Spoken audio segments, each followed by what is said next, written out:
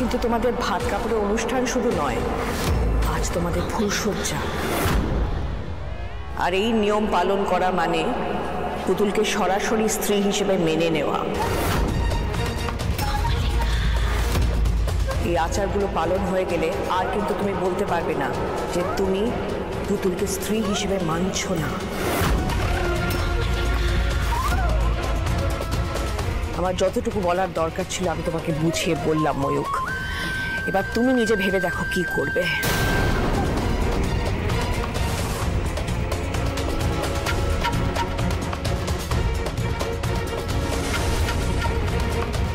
একেবারে কড়া ডোজের ওষুধ পড়েছে, আশা করি কাজে দেবে।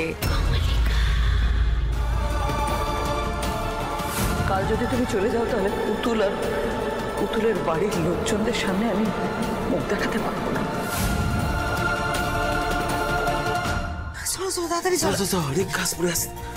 আরে কাল নতুন বউয়ের বরণ হইল আর আজ নাকি সে হেসেল খেলতে আসে। দেখো কাণ্ড, দেখ দেখি কাণ্ড। হ্যাঁ, সেই কাক ভরে উঠে এখানে কাজে লেগে পড়েছে। ওরে ও পুতুল মা, তুই ছেড়ে দে সব, আমি আর চাপা আসি তো, করে নেবো খন। আরে বাবা, আমি তো এমনিও ভোরবেলা উঠে রান্না বান্না করতাম, আমার অভ্যেস আছে। আর তাছাড়া নতুন বউকে তো কিছু একটা রান্না করে খাওয়াতে হয়। ওরে সেই সপ্তাহ আগে মাছান কইবেন তারপরে রে। আচ্ছা ঠিক আছে, তোমরা শুধু আমাকে দেখিয়ে দিও যে কোথায় কি আছে, আমি যাই গিয়ে ময়ূকটাকে চাটা দিয়ে আসি, কেমন?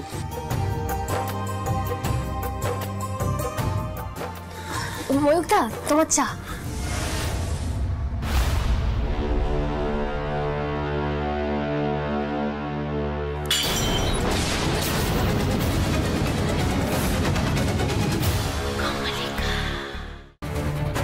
কি হলো ময়ূকদা? কি হয়েছে ময়ূকদা? দেখেও প্রাণটা জুড়িয়ে গেল। জানতাম ময়ূকের ওপর আমার ওষুধ ঠিক কাজ করবেই। এই যে ময়ূক বেরোলো, আর ফিরবে না। আর পুতুলটি টিপি, তোর আর তোর মাঠানের থোঁতা মুখ কেমন করে ভোঁতা হয় গ্রামের লোকেদের সামনে, এবার আমি দেখব।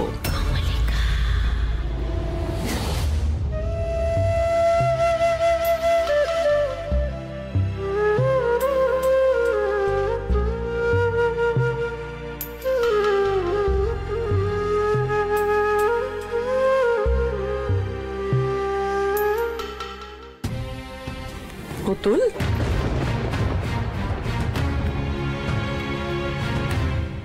আমি জানি পুতুল, আমার দাদু ভাইয়ের রাগটা একটু বেশি। আবার এটাও জানি সেই রাগ একমাত্র তুই কমাতে পারবি। শুধু একটু ধৈর্য রাখিস পুতুল। দেখ পুতুল, এই যে বিয়েতে এত নিয়ম পালন করা হয় কেন বলতো? কারণ দুটো মনকে এক সুরে বেঁধে দেয়া হয়। আর একটু পরে ভাত কাপড়ের অনুষ্ঠান শুরু হবে, তারপর বউ ভাত, ফুলসজ্জা, সারা দিন ধরে নানা রকম আচার অনুষ্ঠান হবে। তুই দেখিস পুতুল, এই আচার অনুষ্ঠান পালন করার মধ্যে দিয়ে আমার দাদু ভাইয়ের রাগ ঠিক কমে যাবে। চাপা, চাপা, মাঠান, পুতুলের হাত থেকে ওগুলো নিয়ে একটু জায়গাটা পরিষ্কার করে দেব। ঠিক আছে। পুতুল, আয় আমার সঙ্গে।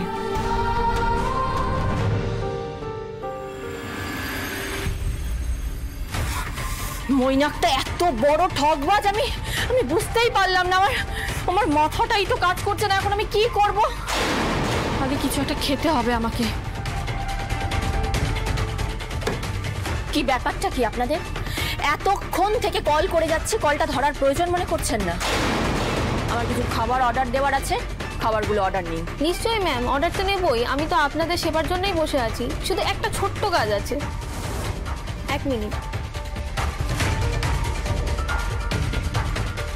এই যে ম্যাম, চেকিং থেকে এখনো অবধি যা যা খাবার অর্ডার করা হয়েছে তার বিল। জাস্ট এই বিলটা আপনি পে করে দিন, আমি অর্ডার নিয়ে নিচ্ছি। এত টাকার বিল? আমি এত কি খেয়ে ফেললাম? শুনুন, এই বিলটা না আপনাদেরকে মৈনাক পে করবে। এখন আমার কাছে এত টাকা নেই, আর তাছাড়া আমরা তো চেক আউট করছি না, আমরা তো এই হোটেলেই আছি। আপনি বেকার টাইম ওয়েস্ট না করে খাবারের অর্ডারগুলো নিন। না না না, তা কি করে হয়? কে বিল দেবে সেটা আমার দেখার কথা নয়, কিন্তু এই বিলটা না পে করা অবধি অন্য কোনো নতুন অর্ডার নেওয়া হবে না। ঠিক আছে, দাঁড়ান, আমি দেখছি।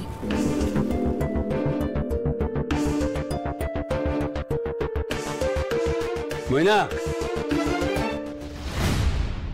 একটি মেয়ে এসেছিল তোমার খোঁজে, নামটা কি যেন বললো, ও হ্যাঁ মিতুল। সর্বনাশ, মিতুল এইখানে এসেছিল? তার মানে তো আমার বড় লোকের চাল যে সব মিথ্যে সেটা বুঝে গেছে। কি সাংঘাতিক মেয়ে রে বাবা, ঠিক খুঁজে খুঁজে মেয়ে অব্দি পৌঁছে গেছে। আয় আমার সঙ্গে। বড় বৌমা, অরুণ, কোথায় তোমরা? এসো। ছোট বৌমা। হ্যাঁ মা। এই তো। মেজ বৌমা কোথায়? এই তো মা, কি হয়েছে? তোমাদের সবাইকে আমি আজকে এখানে ডাকলাম কারণ আমি সবাইকে একটা কথা জানাতে চাই। আমি চাই আমার নাতির বৌভাত বেশ ধুমধাম করে বড় করে হোক। হিরো, কিশোর, গ্রামে সব বাড়িতে গিয়ে জানিয়ে দে যে আজকে সন্ধেবেলায় বড় বাড়িতে তাদের নেমন্তন্ন আছে। ঠিক আছে। চাপা, তুই পুতুলের বাড়িতে যা, গিয়ে ওদের সবাইকে বল যে বউ ভাতে এ বাড়িতে আসতে। এখানে যাচ্ছি। মাঠান, বলছি আমার মা, বাবা, ঠাম্মি, টুবান সবাই আসবে? নিশ্চয়ই। ওনারা না আসলে বউ ভাতের অনুষ্ঠান তো অসম্পূর্ণ থাকবে। অরুণ, তুমি 5 জন ব্রাহ্মণকে নেমন্তন্ন করে নিয়ে এসো। হ্যাঁ বেশ। পুতুলকে তো নতুন বউ হিসাবে যে কোনো একটা পদ রান্না করে সবাইকে পরিবেশন করতে হবে। ওমা, একটা পদ কেন? তুমি যদি অনুমতি দাও আমি সব রকম রান্না করব। ওফ, সারাক্ষণ খালি দেখনদারি। সে আমি জানি, তুই একাই জগ্গি বাড়ি সামলাতে পারিস। আগেও তো করেছিস, তাই না?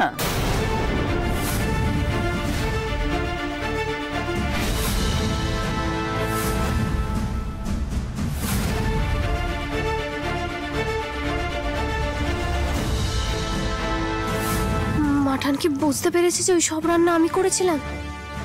আসলে দিদি তো খুব ভালো রান্না করে, ওকে সাহায্য করতে করতেই আমিও শিখে গেছি। তুই এখনো দিদিকে সবার চোখে বড় করছিস পুতুল, সে কি তার যোগ্য? আচ্ছা বেশ, পুতুল আজকে ঘি ভাত আর পায়েস রান্না করবে। যা পুতুল, তাড়াতাড়ি রান্না করে তৈরি হয়ে নে, আজকে তো বউ ভাতের অনুষ্ঠান। 5 জন যে ব্রাহ্মণ আসবেন তাদেরকে তুই রান্না করে পরিবেশন করবি। কালকে আবার রাধা মাধবের পুজো আছে, নতুন বউ হিসেবে তোকেই তো সেই পুজো করতে হবে। তাহলে আমি যাই, গিয়ে দুধটা বসিয়ে দিই। মাঠান,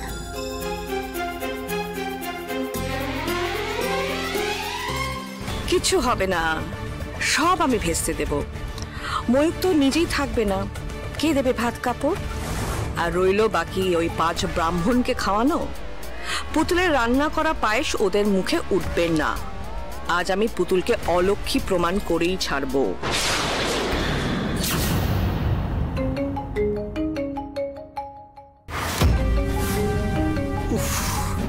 এ তো পুরো চিনে যোগ দেখছি। আচ্ছা ঠিক আছে, আমি ওর সঙ্গে কথা বলে নিচ্ছি। বলে নিও।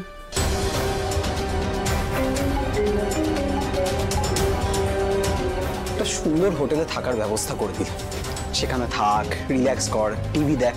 না, তাতেও ম্যাডামের কোনো শান্তি, খালি খালি আমার গলায় ঝুলে পড়ার তার। ফোনটা যেই একটু খোলা পেয়েছে অমনি উন্মাদের মতো আমায় কল করেই যাচ্ছে, করে করে জ্বালাচ্ছে।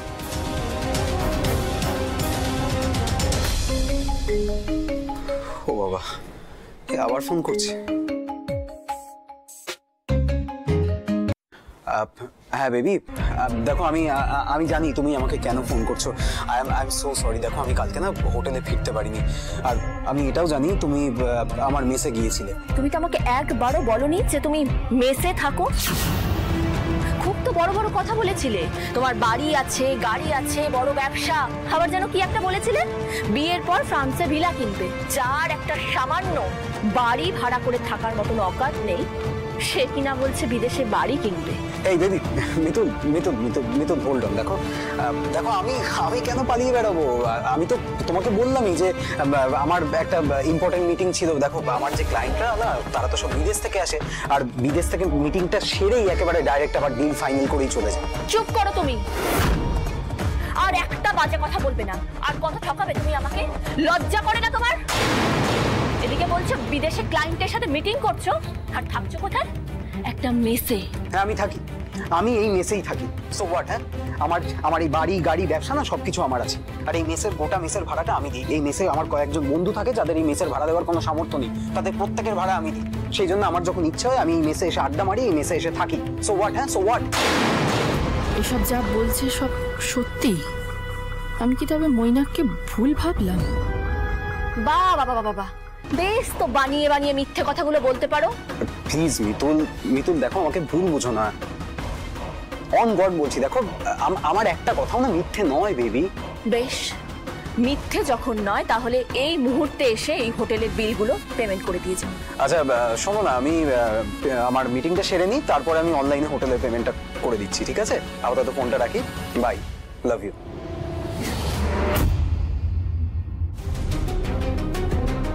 ও বাবারে,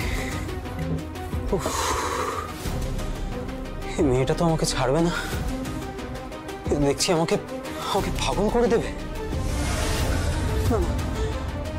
কি করবো আমি? এত পেমেন্ট আমি করবো কোথা থেকে? আমার কাছে তো বেশি টাকাও নেই। আচ্ছা বলছি যে এই যে পুরো বিলটা আছে, এটা আপনারা না মৈনাক স্যারের নাম্বারে সেন্ড করে দিন। মৈনাক আপনাদেরকে পে করে দেবে অনলাইনে। আর আমার রুমে কাউকে একটা পাঠান অর্ডার দেওয়ার জন্য। আর হ্যাঁ, অবশ্যই মেনু কার্ডটা কিন্তু পাঠাবেন।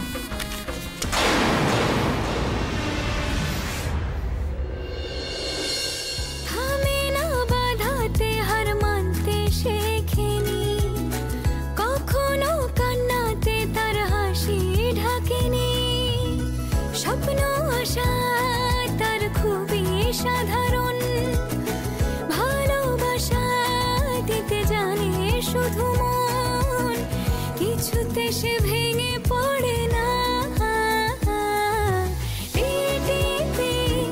পুতুল পুতুল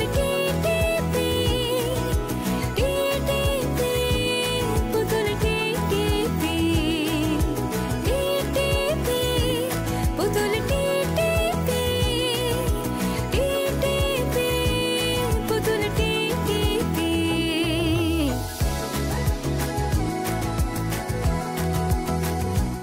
পুতুল হয়ে গেছে, আর অনেকজনের পায়েস তো।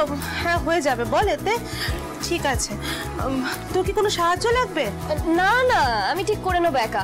তুমি এখানে দাঁড়িয়ে একটু দেখো, আর কোনো ভুল ত্রুটি হলে আমায় ধরিয়ে দিও। বলছি পুতুল, কি আজ ফুলসজ্জা মনে আছে? তোকে আজকে আমি নিজের হাতে সাজাবো, ফুলের সাজ পরাবো, চুল বেঁধে দেব, একদম আমার মনের মতো করে সাজাবো।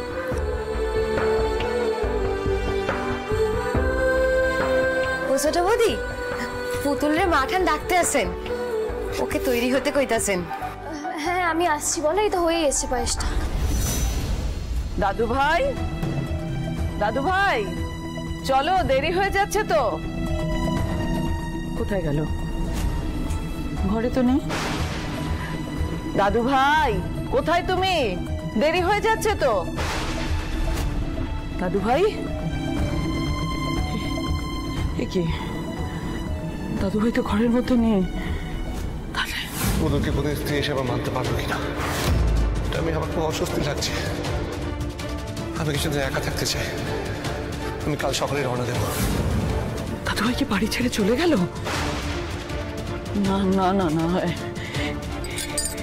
এরকম এরকম হতে পারে না। আমার দাদু ভাই ওর ঠাম্মির এত বড় অসম্মান কিছুতে করতে পারে না। আমি হয়তো চিন্তায় চিন্তায় বেশি ভাবছি। হয়তো ধারে কাছেই কোথাও গেছে, তাই হবে।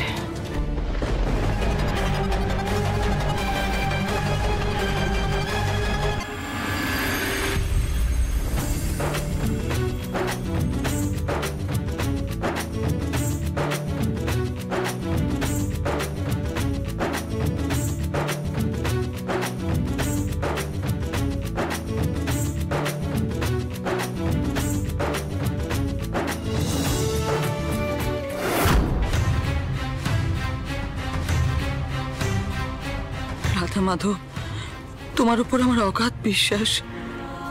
আমার দাদু ভাইকে তুমি কোনো অন্যায্য কাজ করতে দেবে না, আমি জানি। তুমি এ বাড়ির কুলদেবতা, এ বাড়ির মান রক্ষা করো ঠাকুর, মান রক্ষা করো। মাঠান, দেখুন তো সব ঠিক আছে কিনা। হ্যাঁ ঠিক আছে। বড় বৌমা। হ্যাঁ হ্যাঁ মা, তুমি দাদু ভাইকে নিয়ে এসো। হ্যাঁ, আর ছোট বৌমা পুতুলকে নিয়ে এসো তাড়াতাড়ি।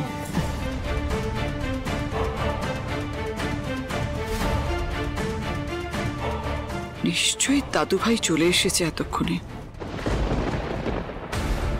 এইবার মাঠানের মুখে পড়বে চুনকালি আর আমি দেব হাততালি। এই তুই কোথায় যাচ্ছিস? না না মানেটা কি? হ্যাঁ, আরে একটু পরেই ভাত কাপড়ের সব আচারগুলো হবে না? আচ্ছা, তোর মনে আছে আমার আর কমলিকার ভাত কাপড়ের দিন কি হয়েছিল? হ্যাঁ, মনে নেই? কমলিকা, তোমার মনে আছে তো? হ্যাঁ, আরে বলে না যে আমি তোমার ভাত কাপড়ের দায়িত্ব নিলাম। সে শুধু ভাত কাপড় নয়, বলছে আমার গাড়ি চাই, বাড়ি চাই, হ্যাঁ লিপস্টিক চাই, বিদেশি পারফিউম চাই, হ্যাঁ গয়না চাই, হাই হিল জুতো চাই। হ্যাঁ মনে আছে মাঠান, তোমার মনে আছে? হ্যাঁ, আমার মনে থাকবে না? আসলে আমরা তো পাড়া গিয়ে মানুষ, আমরা জানতাম না যে ভাত কাপড়ের দায়িত্ব যখন নিতে হয় তখন তার সঙ্গে সঙ্গে এত কিছু দামি দামি জিনিস সাজিয়ে সাজিয়ে থালায় সাজিয়ে দিতে হয়। তবে তোমার নিশ্চয়ই মনে আছে মেজ বৌমা, তুমি যা যা চেয়েছিলে এক বেলার মধ্যে শহর থেকে আনিয়ে দিয়েছিলাম, যা যা আবদার করেছিলে। হঠাৎ এসব কথা কেন হচ্ছে মা? আপনি এতে কি প্রমাণ করতে চাইছেন? শুধু কথায় কি আর প্রমাণ করা যায় মেজ বৌমা? সবকিছু কাজে প্রমাণ করতে হয়। মাঠান, মাঠান, ওই বামুন ঠাকুররা এসে গেছেন। যাও, ওদের ভেতরে নিয়ে গিয়ে বসো। আসুন আপনারা, আসুন আসুন আসুন।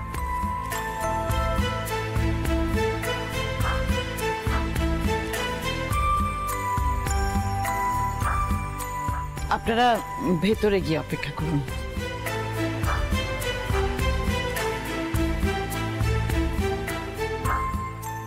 মাঠান, আপনার নাত বউকে নিয়ে এসেছি, দেখুন।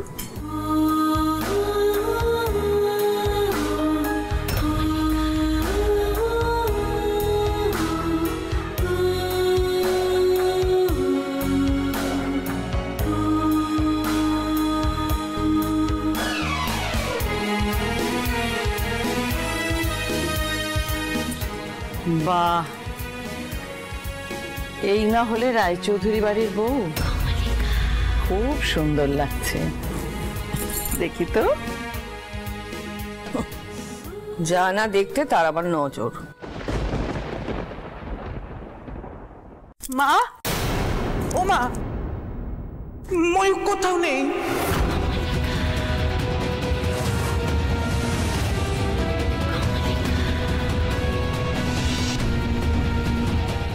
আমার সোনা বৌদির মুখে হাসি দেখে তো মনে হচ্ছে কলকাঠিটা ওখান থেকে না রয়েছে। জিও বৌদি, যুগ যুগ জিও। সে কি করে হয়? এখনো বাড়ি ফেরেনি? মানে বলছিলাম বৌদি, তুমি ছাদটা দেখেছিলে? আমি সব জায়গায় দেখেছি, ও কোথাও নেই, কোথাও নেই মা।